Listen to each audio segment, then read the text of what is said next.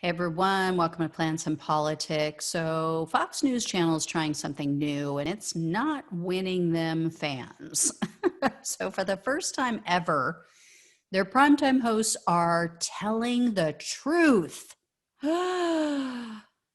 appears that now that Fox viewers have had their alternative facts and alternative reality bubble bursts, they need a safe space. When your lies are a bridge too far for even Faux News Channel, you know you've gone off the deep end, and that is where it appears to be with some of Fox's most beloved opinion hosts. They've begun to stray from the full-on crazy conspiracy theory BS that they usually spout, and it's pretty interesting to see the transformation that's taken place just over the past 2 weeks. Tucker Carlson started off pushing Trump's false narrative that dead people had voted, and then there was widespread voter fraud. But then some of those supposed dead people showed up all living in shit, and he had to admit that he was wrong. But then last night, it really blew up. So mostly, again, on Twitter.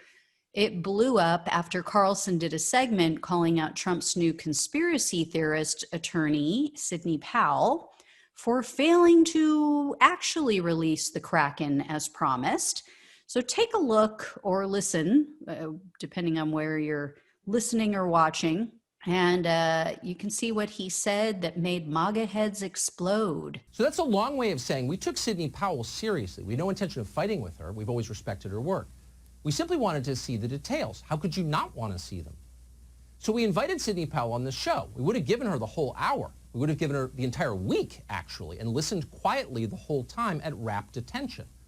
That's a big story. But she never sent us any evidence, despite a lot of requests, polite requests, not a page. When we kept pressing, she got angry and told us to stop contacting her. When we checked with others around the Trump campaign, people in positions of authority, they told us Powell has never given them any evidence either, nor did she provide any today at the press conference. Powell did say that electronic voting is dangerous, and she's right. We're with her there. But she never demonstrated that a single actual vote was moved illegitimately by software from one candidate to another. Not one. So why are we telling you this? We're telling you this because it's true. And in the end, that's all that matters, the truth. It's our only hope. It's our best defense. And it's how we're different from them. We care what's true, and we know you care too. That's why we told you. Maybe Sidney Powell will come forward soon with details on exactly how this happened and precisely who did it. Maybe she will. We are certainly hopeful that she will. So as you heard and saw, he didn't say anything outrageous or necessarily disparaging. He simply stated the facts that he has asked Powell to come on the show numerous times. He's asked her for proof repeatedly, and she provided nothing. Not only that, she got angry, told him to stop contacting her. Defensiveness is never a good sign, but she can't provide anything. You know why? Because she has none. There is no proof. But Carlson isn't the only one who's kind of changing his tune. About a week ago, I think it was, Laura Ingraham aired this utterly embarrassing segment. Take a look. Thank you for joining us. You saw something suspicious, we're going to get right into it tonight, happening on the side of a Biden-Harris van in the parking lot of the polling station. Now walk the audience through what happened.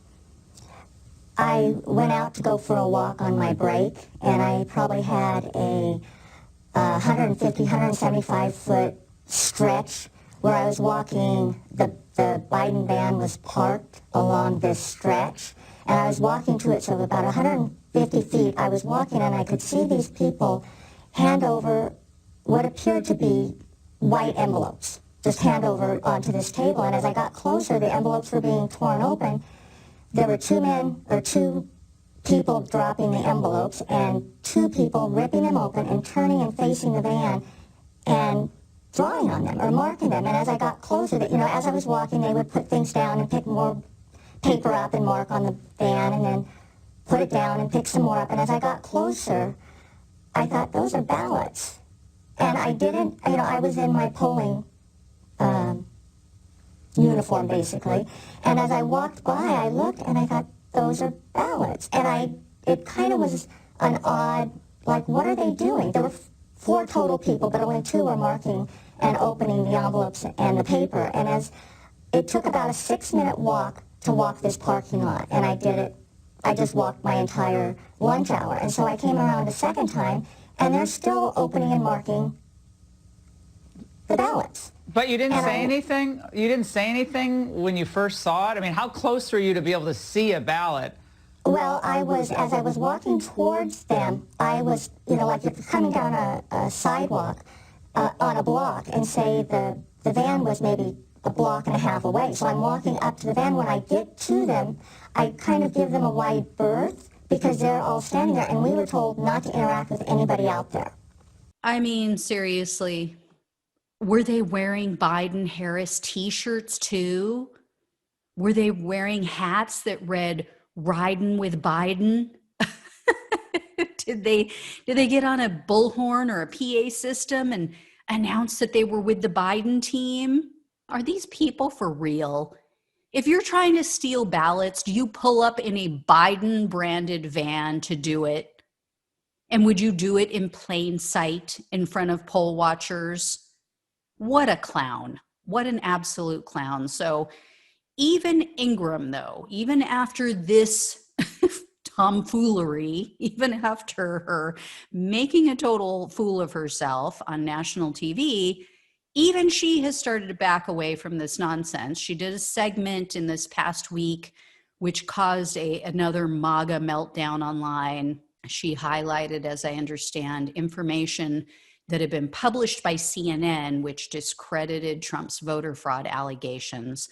So, of course, people called her a traitor and all kinds of stuff. And, they're chanting Fox News sucks. So, Sidney Powell can flash signed affidavits on TV all day long, but apparently even Fox knows that this isn't going to end well, and Trump is likely headed to prison.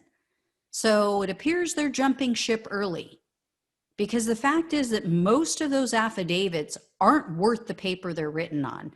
They're filled with people's perceptions, speculation, feelings. And again, remember, facts don't care about your feelings. Judges don't care about your beliefs. They care about evidence and proof. And it's been over 2 weeks since the election, and they failed to provide a single shred of evidence in court to back up their assertion that Trump was robbed of millions of votes. And this hand count in Georgia proves that their allegations of vote flipping, at least in that state, is a complete and utter lie. Just as with the original vote tallies, these recounts are conducted by both Democrats and Republicans. They found no evidence of voter fraud. As always, as with any election, they found simple human errors. Was there voter fraud? I'm sure there was. It's a massive country. There's always going to be a couple of cases. I talked about one the other day, a Trump supporter who tried to vote twice. He tried to vote with his deceased mother's name. But there's nothing that would swing the election to Trump, and no proof that the vast numbers of ballots were manipulated or changed to favor Biden. So sadly, it appears this love affair with Fox is over. Their viewers have moved on, greener pastures and all that. They moved on to a state-run media channel that will make them feel good about themselves. Apparently, they want a show that will fulfill their needs. They want something that will give it up every night, all night long. They want them to fake it. They want them to fake it to satisfy their fragile egos. They want hosts that will role play with them and indulge their fantasies.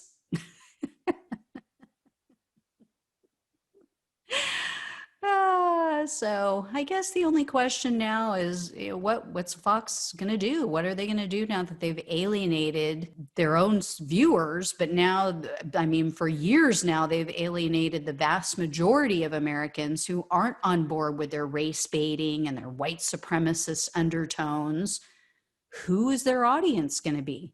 I guess they can try rebranding. I guess they can try a total overhaul. They did it before.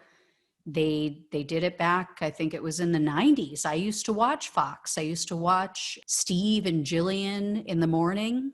And that's when they decided they were going to go a different direction. They were going to go all conservative and racist and totally turn me off. And I stopped watching them. So I don't know. Maybe they're going to swing back the other way.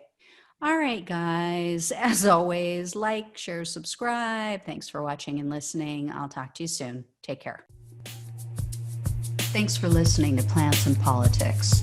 The only way we can take our country and power back is to spread the truth and build an army. So remember to like, follow, subscribe, and share on Facebook, YouTube, and wherever you listen to your podcasts. Thanks again.